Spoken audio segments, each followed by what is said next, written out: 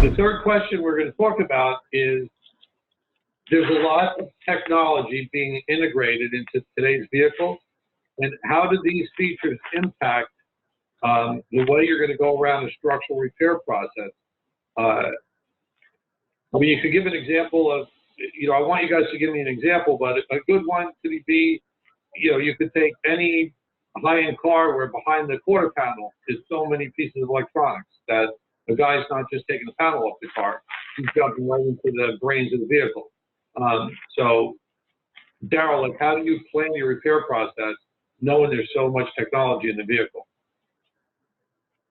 One of the things that we do is not just have a body tech put his eyes on the job or put their eyes on the job as they interact with the blueprinting estimator and putting together the estimate, but we also want the painter involved, and we want a mechanical technician involved to look at it and talk about what calibrations might be required or any other technological needs. A good example might be a quarter panel on many cars where you've got a blind spot monitor fastened to it. In the past, we could, maybe that part was covered by a bumper cover, so you could straighten that panel perhaps, make it look like it was before. The bumper cover may fit on there fine, and you may think everything's great. But then you go to calibrate the blind spot monitor, and you find that if the bracket holding on that sensor is bent, or even if that panel is not exactly the same shape as before, you'll be out of calibration.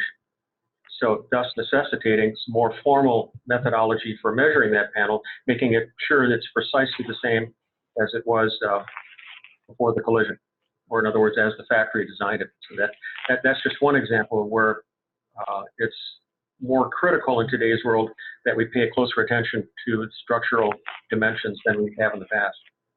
I should also mention too, I think we've become a little lax as an industry. Statistically, the number of frame hours has been going down, average frame hours per job.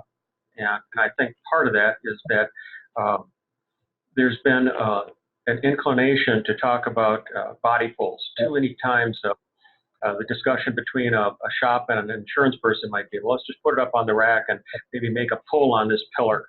And too many times the basis for where it gets pulled to is sheet metal fit instead of actually measuring it.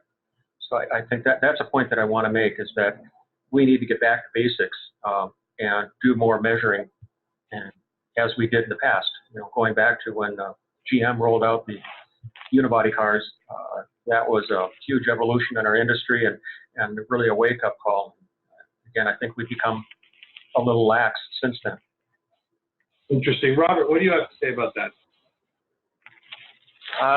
It is very important to have the structural integrity back where it's supposed to be.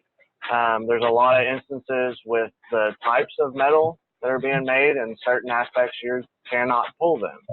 And it may look like a very minimal damage to it, and you could probably cover it up and make it fit back in the years past. But as of now, these products have to be replaced by OEM standards, and that's where we have to be able to look at to see what the standard is for that, of how much you can pull or how much you can repair.